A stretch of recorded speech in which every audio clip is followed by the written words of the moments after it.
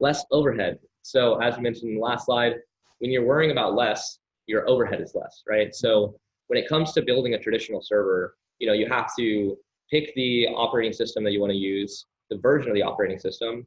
You have to pick the instance type that you want it to be. How big is the CPU? How much memory do you need? All these factors, which, if you get it wrong, it's not the end of the day. It's not the end of the world. Yeah. But it's all these extra details that you have to pay attention to.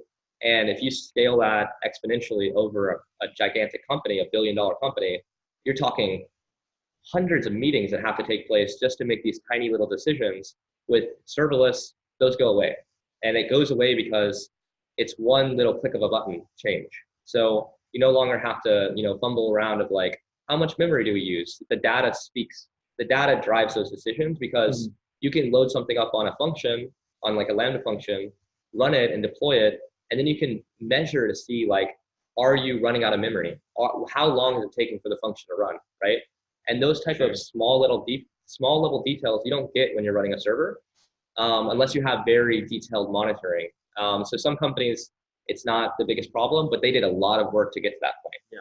So with serverless, you can take a small startup and you can use Lambda functions. You can view the CloudWatch metrics on it, and you can actually see, okay, I provisioned 10 seconds for this function, and it took 3 seconds. So then you can lower it down to be 3 or 4 seconds.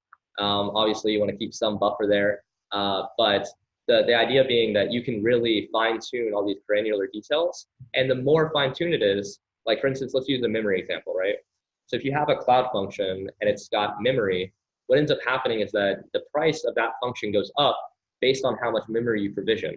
So if you provision 1,000, MB of like memory on this function, what ends up happening is that if you only use 100, you're paying for 1,000. Yeah. Right? So you're paying for that difference, which is that 900 extra. And so if you're able to fine tune it down to 100 and it's only using 100, now you're actually saving a lot of money. And that's on a per function basis, where if you got a server, you're provisioning for that kind of like worst case.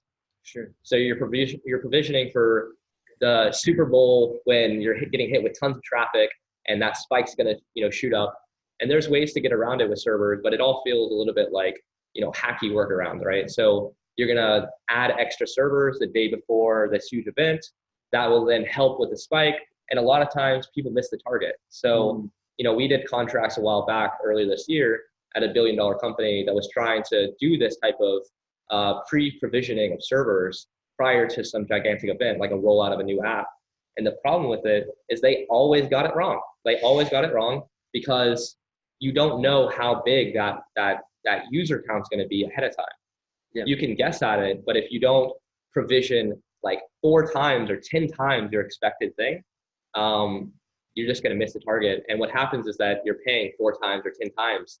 And if it's a low release and you don't actually have that many users, you just burned a ton of money, because it's not just the servers that are running, it's the database behind it. Yeah. It's all the other like connections that are working with it. And so all that extra overhead that you have to, worry about, that goes away with this sort of like serverless cloud setup. Because, for instance, let's take an example where we have, 1,000 people visit the site, right? And we have all these users coming in. Well, what happens is that there's what's something called container reuse. And what it basically means is that when your Lambda function starts, if another request comes in, it'll reuse the same container.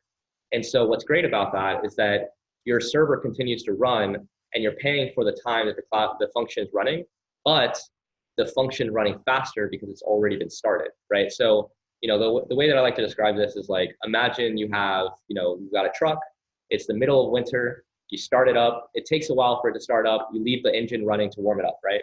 And then once it's warm, you're good to go. If you try to drive it right off the back, it's going to be choppy. And so the same thing with cloud functions, you can basically pre-warm these functions, or if it's already been hit with a request, it's now technically pre-warmed. And so, with that, you're kind of doing the same thing as that server pre-provisioning, but you're not paying for that, right? So that extra value add there of like, warming up the function, to keep it warm on AWS, for instance, where these requests are going to continue to be fast, you may only have to start the function once every 3 minutes. So you're talking for Cloud Functions on AWS, you get 1 million requests for free, Lambda invocation, right? And so what that means is that your function can run 1 million times for free per month. And we're talking, if you hit the function one time within 3 minutes, it's probably, that container is probably going to stay active, and those requests are going to continue to be quick. Okay. And so that's where it's like, okay, well, you do the math on that, and no matter if you're doing it every 1 minute, you're not going to go over that 1 million for free. And so it's not even something to worry about. And the great thing about it is that the extra 1 million that you use on AWS, for instance, that extra 1 million only costs 20 cents.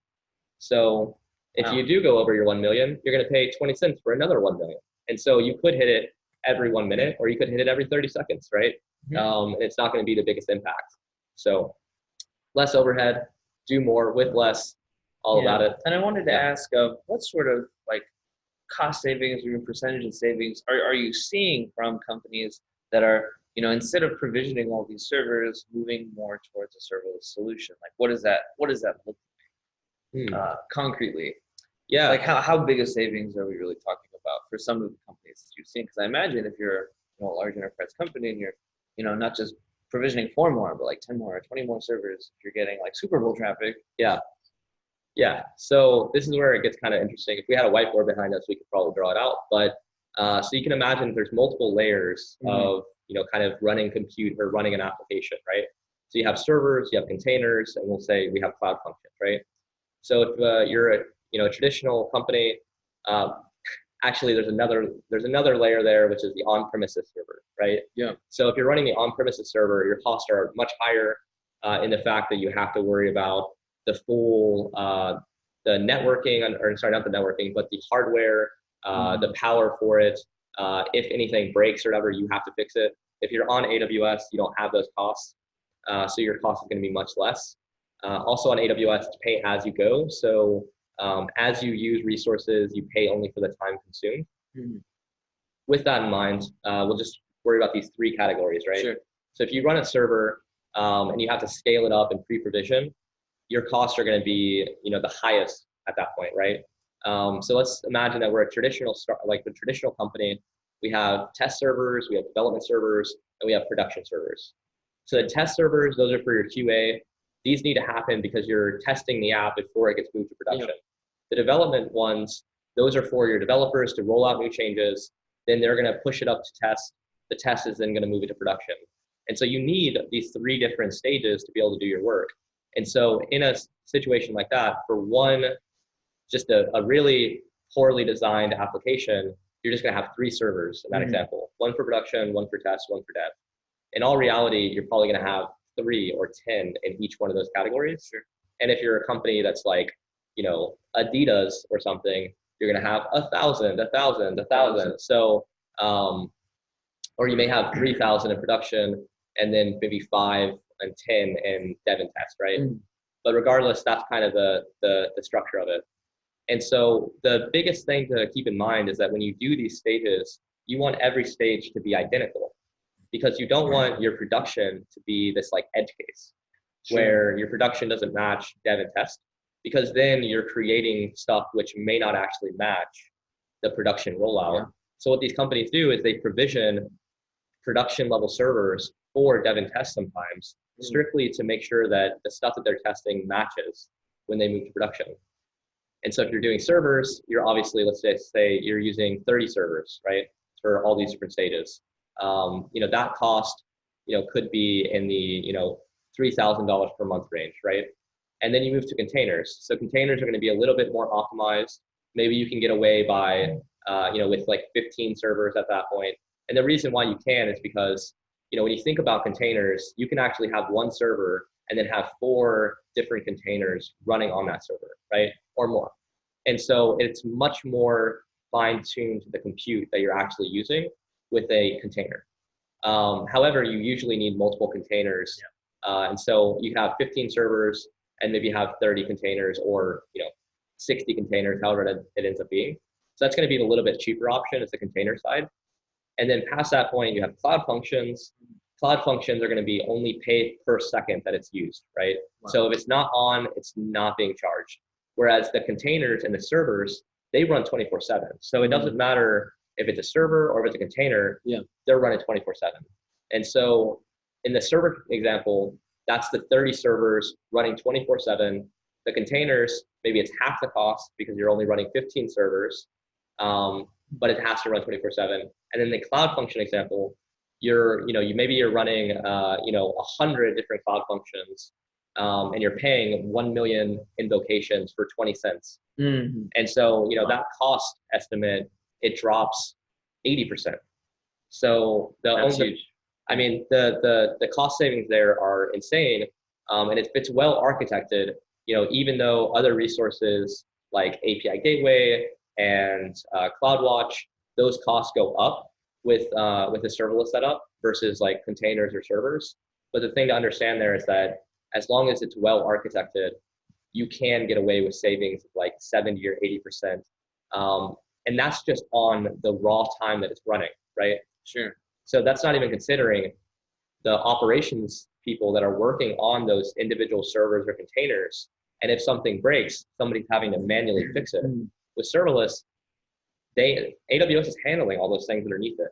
So in the raw time, maybe 80% compared to like servers, maybe 40%, 50% compared to containers. And then the development savings is, that's extremely hard to track, but it's exponential in my opinion. So yeah. Completely. Well, that's definitely good. Thank you. That definitely answered my question. It's just sometimes I think it's hard to believe that you get 80% savings off of something. I know we've talked before about like enterprise companies spending like $1 million a year server costs. And it's like, 80% is $800,000 of that. And it's just, that moves the needle. Yeah. So there's different levels of companies that are using like AWS, for instance. We talk to a lot of companies, I'm not going to name names, but some of them have 300 servers, and their AWS bill for 300 servers, now one AWS account, could look like 1.2 million, right, per year. So they're spending $100,000 per month on those servers, right? And then you have a bigger company or an equally sized company, but they're more on AWS, and they may be spending $5 million per year on AWS servers because in that one AWS account, they have 3,000 servers running. And so you can obviously see that like if it's $5 million and you save them 20% or 50%, you're talking 2 million plus in savings. And who has the experience to do that? Not a lot of people. So learn serverless, one, or keep watching our content as we talk about it. We're actually working on something currently where a new focus of Serverless Guru is the serverless migration piece, because we've noticed that as these companies are transitioning, they've already transitioned to the cloud. Some companies are a little bit lagged behind that, but once they're on the cloud and they're using servers or containers, now they're trying to transition to serverless, right? And to make that transition, the whole development team changes, the organization changes, job roles change, the way that you're deploying things change, the way that responsibility is divvied up. There's less of these individual silos. So fantastic. Cool.